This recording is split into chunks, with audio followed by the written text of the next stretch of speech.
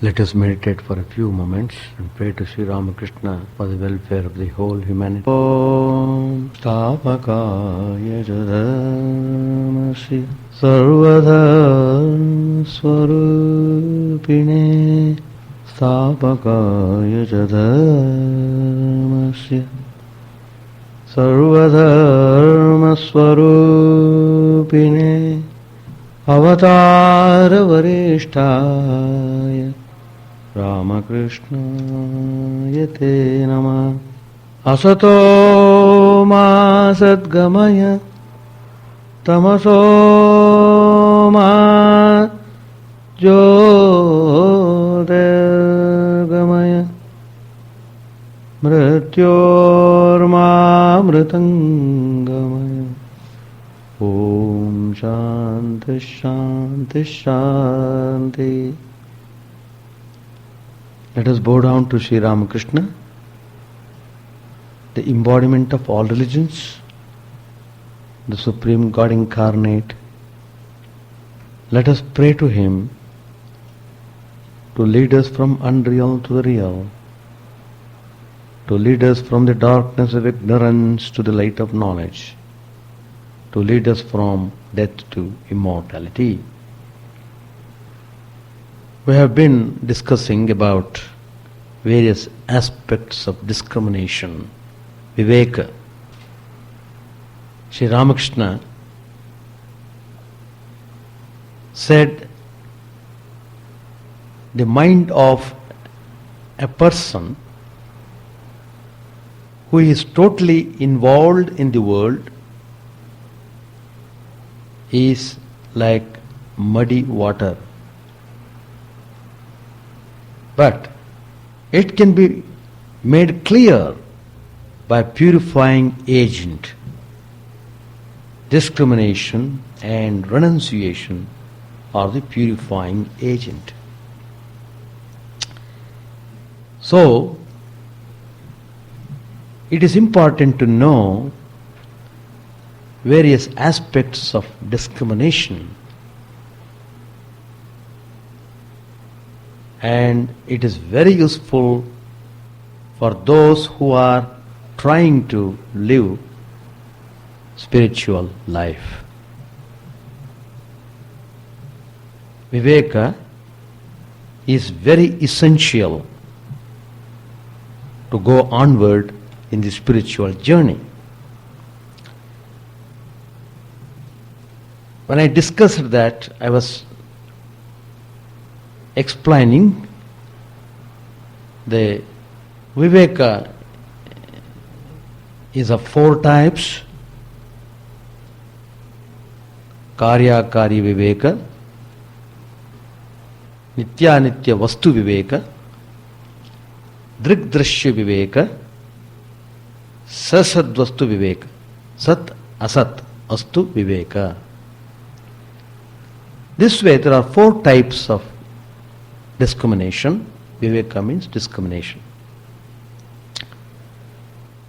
So, we were just thinking on the first type of Viveka, Karya, Akarya, Viveka. What things we ought to do, what things we ought not to do. It lies entirely in you. If you do what you ought not to do, you will suffer the consequences of that act. In the same way, if you do what you ought to do, you reap the good benefit of it. Then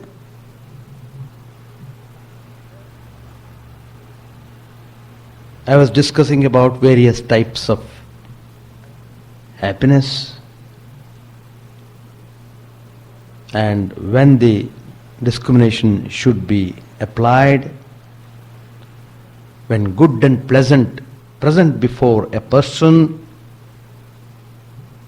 he should not be deluded by the pleasant, but he should be wise enough to select, to choose Shreyas, which takes him straight towards liberation.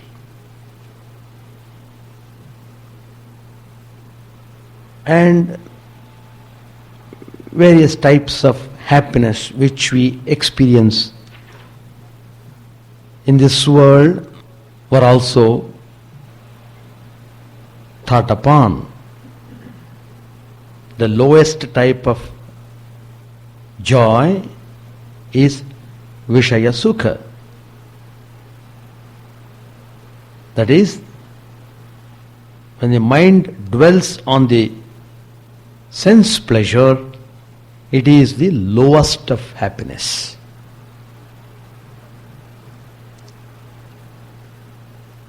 When the mind dwells on the senses, when it is hankering after to enjoy that type of happiness, it is called Rajasic Sukh. And if the mind dwells on sleeping, it wants to sleep more and more. That happiness is called Tamasic Sukh. You derive happiness, no doubt, but that arises from sleep and indolence. So, these are the categories, and when we were discussing about these categories, I also mentioned there is a joy of self-control, Shama Sukha. Higher than self-control is Atma Sukha. The joy of realizing the Atman, the joy of experiencing your true self is called Atma Sukha.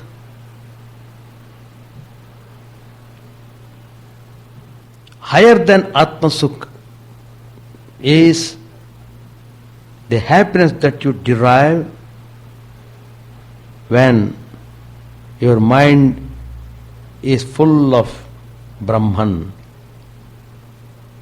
When you realize the whole thing is nothing but Brahman, when you no longer feel you are little individual self, when you realize that you are everything, when you are able to experience that highest form of oneness, where there is no duality, one only exists, ekameva dvitiyam. The source of all sources, the substratum of everything. When you reach that state, then you get immense joy. It's called Brahmananda Sukh. That is the highest. That's the highest. So, I am just discussing this Karya Vivek. The subject is not yet complete, so I am trying to give some more thoughts on this Karya Vivek. As I said, how Shreyas is very important. Shreyas is always associated with the highest form of happiness. Whereas the preyas is associated with lower type. If you hold on to the happiness of the pleasant, you are bound to suffer. But if you try to keep yourself towards getting the joy of good, then you are really enjoying the beauty of life. But there is some difficulty in choosing the right type, because the higher forms of happiness, they are not immediately obvious, they are not available to us. In the Gita, Lord Krishna points out the Rajasic type of happiness. It appears like nectar in the beginning, but turns out to be poison in the end. On the contrary, Sattvic happiness appears like poison in the beginning, though it turns out to be nectar in the end. Sattvic happiness, how it is derived? It is the result of purity of mind, purity of buddhi, intellect, and a taste for it can be acquired only after prolonged effort, struggle. You will have to struggle quite a bit in order to taste the Sattvic Sukh, in order to taste the happiness of the good. The senses, they are very powerful. They are so powerful, they drag the mind to the immediate pleasure. Instantly, you don't know how you behave. Suddenly you become mad after something. You crave. You are just walking in the street. You see something. Immediately you are excited and you commit some action which is not good. So at that moment you are not aware of what you are doing. That's the type of happiness people generally aspire in this world. It's only by God's grace and by the holy company you will be able to know higher forms of happiness. God's grace is very important. Holy association is equally important. It is through holy association you will be able to recognize the grace of God. Then only you can distinguish what is really good for you. So you must develop a liking for higher forms of happiness. And you must accept them as a goal of your striving. When that is set properly, then you can properly discriminate between happiness and sorrow. For a person who seeks higher forms of happiness, even lower forms of happiness give only sorrow. This is the first type of discrimination that all spiritual aspirants must practice. He no more likes the worldly pleasures. He just runs away from them. The second guiding principle of this Karya Vivek is Dharma Dharma Vivek. That is, what is virtue? What is vice? We should be able to distinguish properly. The natural tendency of the human mind is to tread the path of ease and comfort. It doesn't want to be restrained. It doesn't want responsibilities. Some people, there are people who talk about, Swamiji, I am prepared to do any work, but don't give me any responsibility. That means he is not definite of what he intends to do. He may do, he may not do. He is so diffident of doing the things. That's why he is afraid of taking any responsibility. There is a very good Sanskrit saying, Punyasya phalamichanti, punyam nechanti manavaha, napapa phalamichanti, papam kurvanti yatnataha.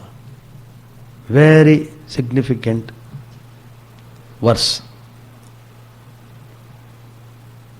Its meaning is this: people are very eager to get the fruit of virtuous actions,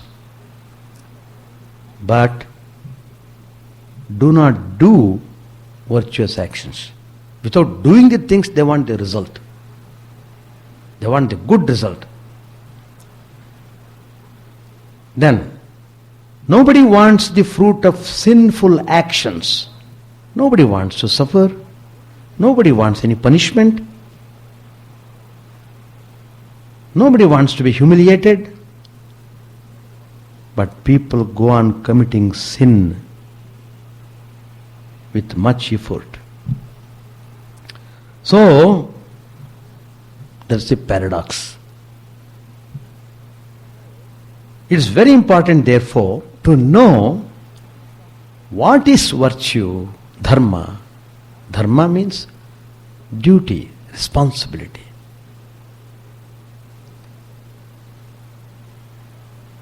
Yet, it is difficult to define precisely. Great philosophers, sages and thinkers have debated about its true nature. How exactly dharma is defined? Because what dharma interpretation is given by Indians may be quite different by the interpretation you get in Western countries. Then again, dharma is defined in different ways according to different religious feelings. However, this point is true. Social life would be impossible if it were not based on virtue. And if virtue were a fluid and constantly changing concept. Society cannot survive that way. So all the great religions, what they have done, they have fixed their followers certain laws of conduct as the basis of virtue. Each religion has got its own set of conduct, code of conduct. You should do like this, you should do like that, etc. Don't do this, etc. In order to properly direct your senses in the right direction, these rules of conduct were prescribed. That means how it is important that one should cherish moral life, before starting spiritual life. This moral life should be based on certain eternal and universal ethical principles. All these steps are to be taken.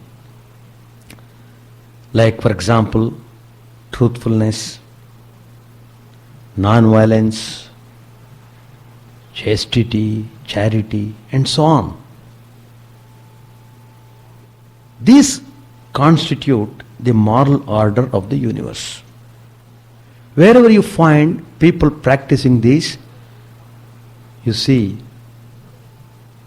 remarkable peace and happiness in that place where these are practiced. Where these are practiced. If you go to a place where a holy person is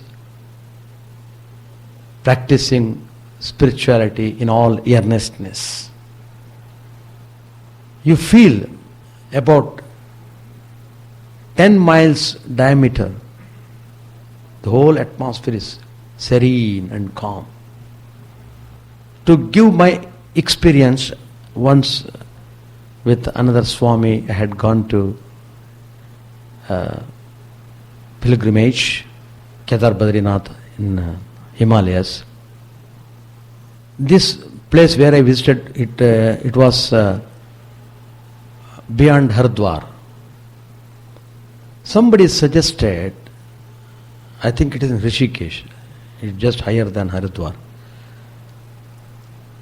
Rishikesh is a place where lots of sadhus, they stay and meditate and study, etc. One of the brahmacharis who escorted us, he was showing the places. This is Kailas ashram, this is that ashram, like that they were introducing different ashramas, showing all to us. And then that brahmachari said, there is one sadhu here, there is one holy man here. If you want to see, I am prepared to take you. He does not speak, but he is really very great. Then we said, all right, we are prepared to go. And he took us. We walked about a mile or so, going up and down the rocks. Then I asked that brahmachari, how far still we to go?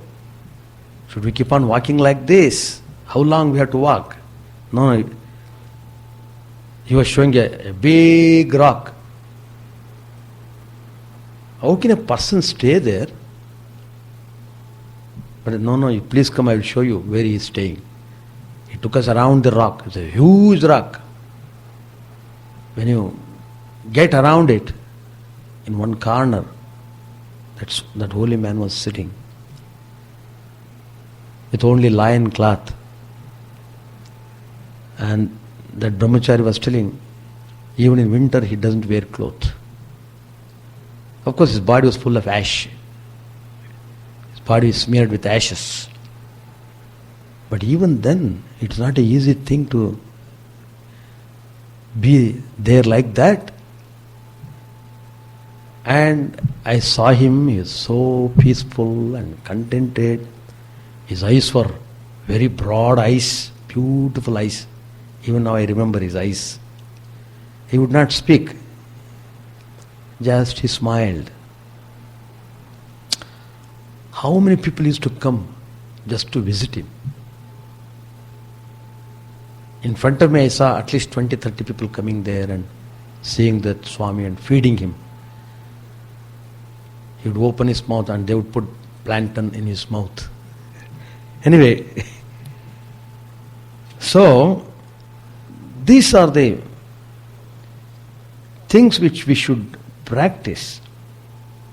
Truthfulness, non-violence, etc. So, Viveka means the discrimination between dharma and adharma. What is good, what is virtue, should be guided by these fundamental virtues.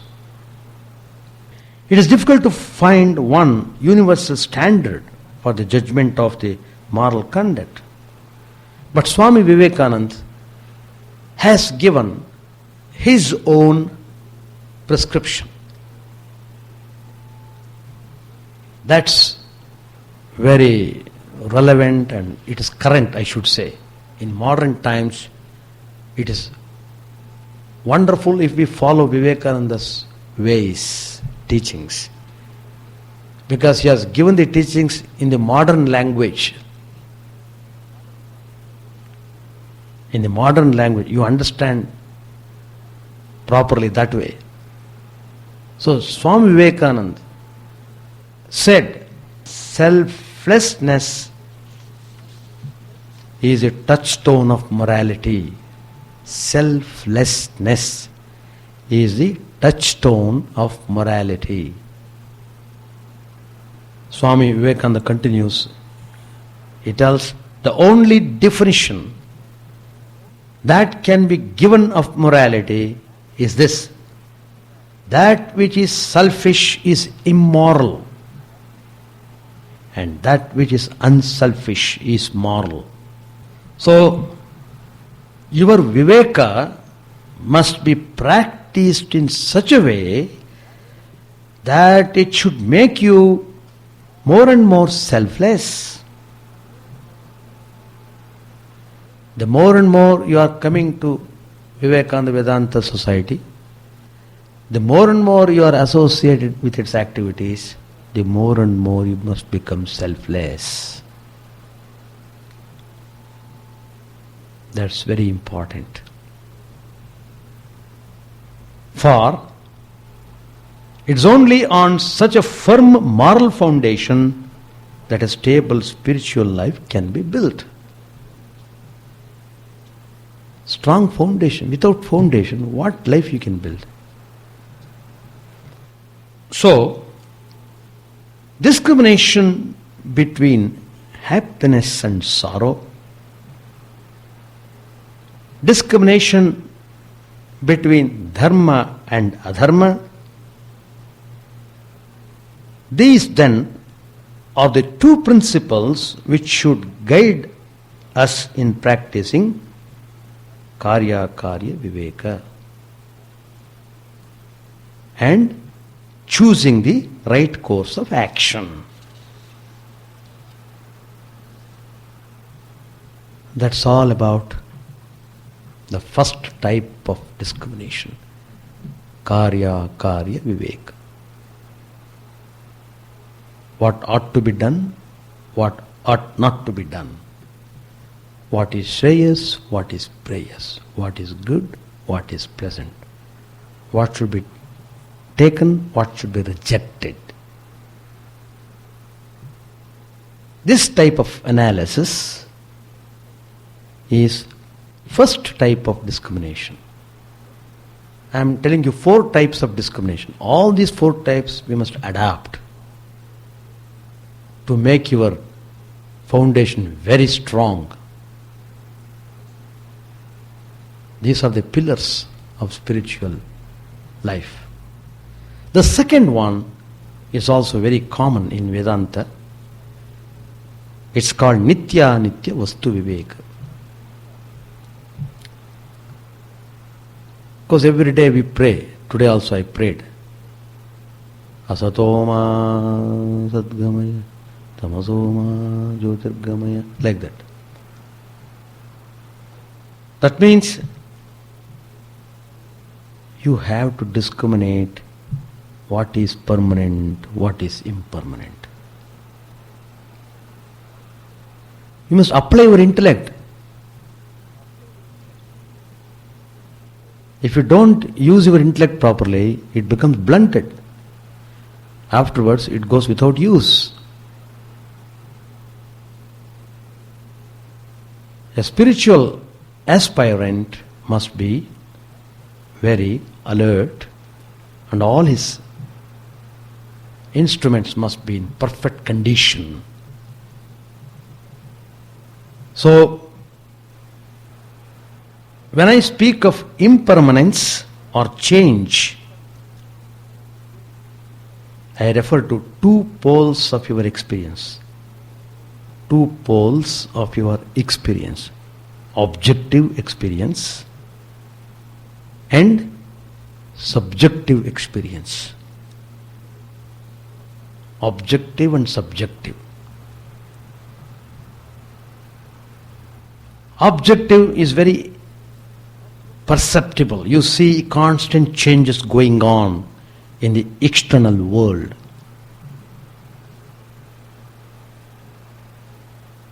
Seasons come and go. Summer comes, goes away. Spring comes, goes away. Winter comes, goes away. Comes and goes, comes and goes. Plants, they grow, they bloom, then they decay. Same way clouds you see in the sky, they come with terrific force, then they disappear. Another set of clouds come, again disappear. Go to the unknown destination. That means a person of spiritual life should watch these things carefully to learn a lesson. Rivers, they wear down the hills and hurry away to the ocean. The ocean itself does not remain the same.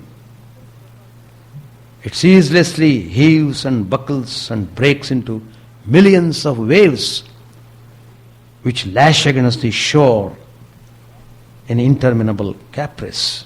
In fact, even if you see the lake, oh, when the waves come, how it looks like an ocean, our Chicago lake. In the midst of this eternal flux, man stands alone, facing the unknown on all sides. So along with the perception of all these changes of the objective world, there is in man an awareness of the changes occurring in his own life and inner world of experience. From time immemorial, mankind has been haunted by the spectre of doom and destruction.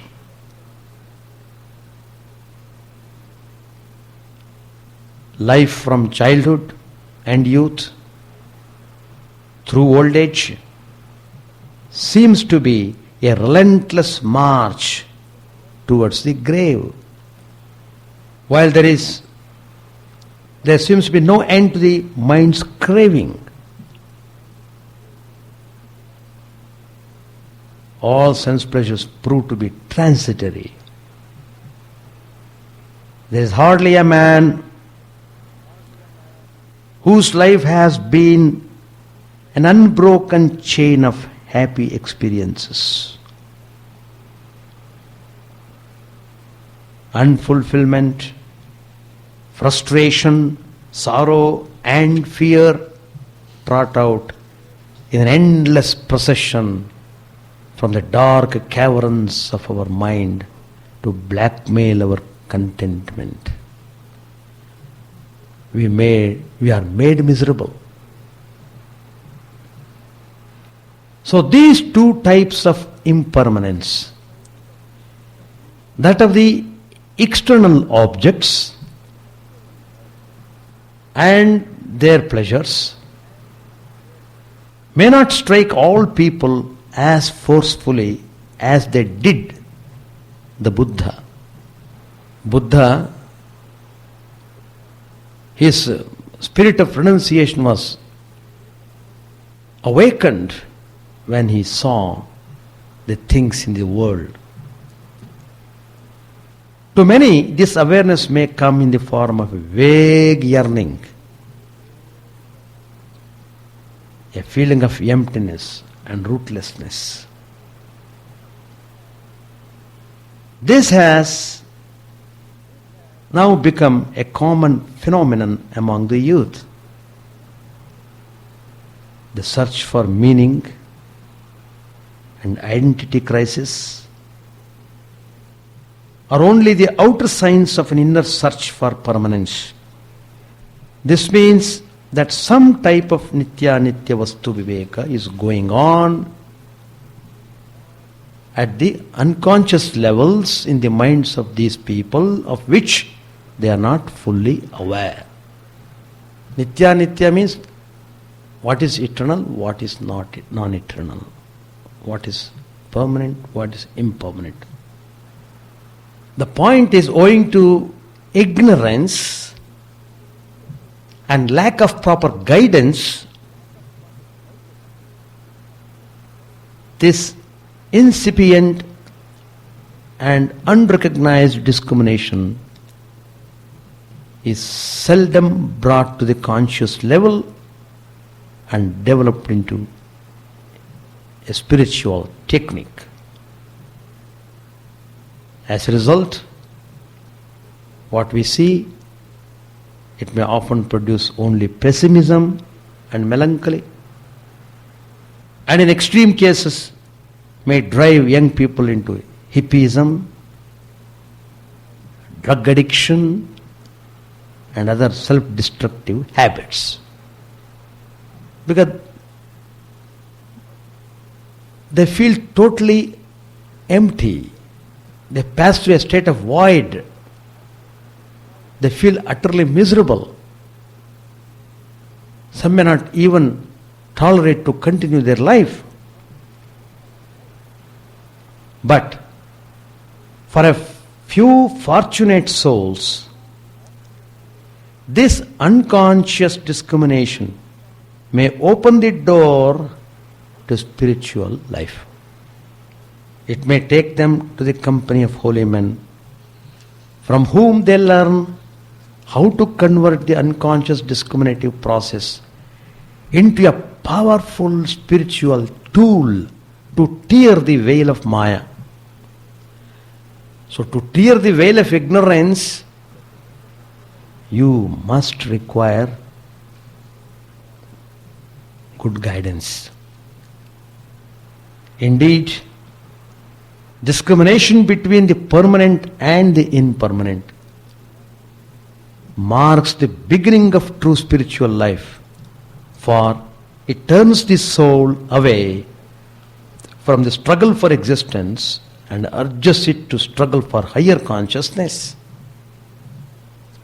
The danger of backsliding can be avoided only by practicing this discrimination constantly and making it a habit. All true spiritual aspirants find that one of the most effective ways of checking the impetuous rush of the mind towards objects of pleasures is to practice this kind of discrimination. How does this work? What makes the mind pass when it is told of impermanence and destruction? There is in all human beings a basic urge for immortality and the experience of everlasting bliss. The soul cannot forever remain satisfied with fleeting little pleasures. When, however, it learns that all sense pleasures are transitory and life on earth itself does not last long, it tries to seek the source of boundless and everlasting bliss within. This automatically withdraws the mind from sense objects and reduces its gyrations. A devotee of God finds this discrimination a great help in intensifying his yearning for God. Finding all forms of human love limited and unstable, he loves God alone. Finding all forms of enjoyment transitory, he lives for God alone. Finding all worldly supports impermanent and unreliable, it depends on God alone. There's a very famous prayer song given by Sri Shankaracharya, Shiva Parada Kshamapana Stotra, praying Lord Shiva to forgive. In that stotra, one of the verse tells like this: Ayurnashyati Pashyatam Pratidinam Yati Kshayam Yauvanam Pratyayanti Gataha Punarna Divasaha Kalo Jagat Bhakshakaha Lakshmi Stoya Taranga Bhanga Chapala Vidyuchalam Jeevitam Tasman Mam Sharanagatam Sharanadattvam Raksha Rakshadhuna. O Lord, with the passing of days, the duration of life shortens and youth decays. The days that are gone never come back. Time devours the whole world. Fortune is as fickle as the ripples on the surface of water. And life is as momentary as a flash of lightning. Therefore, O Shiva, the refuge of all, do thou even now protect me who have taken refuge in thee. That's the prayer. Discrimination between the permanent and the impermanent has another important use for spiritual aspirants. It reminds them of the value of time. Value of time. About this I will discuss much more points in my next class. Page 508, Adhar said, near Sita Kund I visited a well where I saw fire in the water. It is always burning on the water with leaping tongues. Master, how is that possible? Others said, the water contains phosphorus.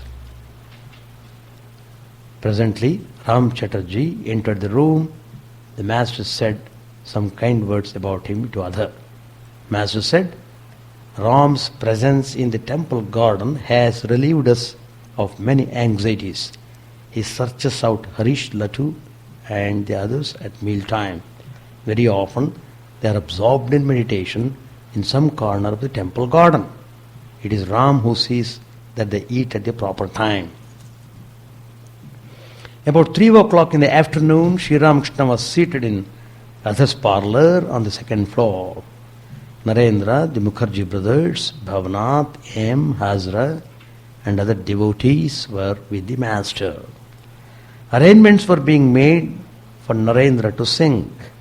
While he was tuning the tanpura, one of the strings snapped and the master exclaimed, "Oh, what have we done?" Narendra then tuned the drums. The master said to him, "You are beating that drum and I feel as if someone was slapping my cheek." Referring to the kirtan, Narendra said, "There is not much rhythm in the kirtan." Time is also running. So Vivek, in one of the class I told that one Swami told the disciple, self-analysis not for 6 hours only. Throughout the day you must do self-analysis. Because the moment you stop doing analysis, that moment may be your weak moment. Why should you give chance to allow yourself to become weak? If you are always analyzing, then you will be always on the guard. You won't slip. Even if you slip, you know why you slipped. So discrimination is very important, because I am only touching the second part. There's total 4 Vivekas are there. We have to understand and practice. Abhyasad ramate. Abhyasad ramate. Lord Krishna says in the Gita. By effort, you can achieve the result. Effort is important. Effort. You have come here to do effort, to make your effort. So spiritual pursuit is a real pursuit in life. But how few people understand that. People think life means go on and enjoy yourself to heart's content and do anything you want. That is a philosophy. Philosophy of pleasure. Pleasure philosophy. Hedonistic attitude. Hedonistic attitude. That ruins the person totally. You have to withdraw from the dreadful hedonistic attitude. Don't run after the foolish pleasures of the world. That's the purpose of spiritual life. If you come to spiritual life, you will get what is real. You will have the experience of the reality. Chant the name of the Lord and His glory unceasingly, that the mirror of the heart may be wiped clean, and quench that mighty forest fire, worldly lust raging furiously within. O name streamed down in moonlight on the lotus heart, opening its cup to knowledge of thyself. O self, drowned deep in the waves of His bliss, tasting His nectar at every step, bathing in His name, that bath for weary souls. Various are thy names, O Lord, in each and every name thy power resides. No times are set, no rites are needful for chanting of thy name. So vast is thy mercy, how huge then is my wretchedness, who find in this empty life and heart no devotion to thy name. O my mind, be humbler than a blade of grass, be patient and forbearing like a tree, take no honor to thyself, give honor to all, chant unceasingly the name of the Lord. O Lord and soul of the universe, mine is no prayer for altar retinue, the playthings of lust or the toys of fame. As many times as I may be reborn, grant me, O Lord, a steadfast love for thee. A drowning man in this world's fearful ocean is thy servant, O sweet one. In thy mercy consider him as dust beneath thy feet. Oh, how I long for the day when an instant's separation from thee, O Lord, will be as 1,000 years, when my heart burns away with its desire, and the world without thee is a heartless void. Prostrate at thy feet let me be in unwavering devotion, neither imploring the embrace of thine arms, nor bewailing the withdrawal of thy presence, though it tears my soul asunder. O thou who stealest the hearts of thy devotees, do with me what thou wilt, for thou art my heart's beloved, thou and thou alone. O Lord, lead us from the unreal to the real, lead us from darkness to light, and lead us from death to immortality. May all be free from dangers, may all realize what is good, may all be actuated by noble thoughts, may all rejoice everywhere, may all be happy, may all be free from disease, may all realize what is good, may none be subject to misery. May the wicked become virtuous, may the virtuous reign tranquility, may the tranquil be free from bonds, may the freed make others free. May good betide all people, may the sovereign righteously rule the earth, may all beings ever attain what is good, may the worlds be prosperous and heavy.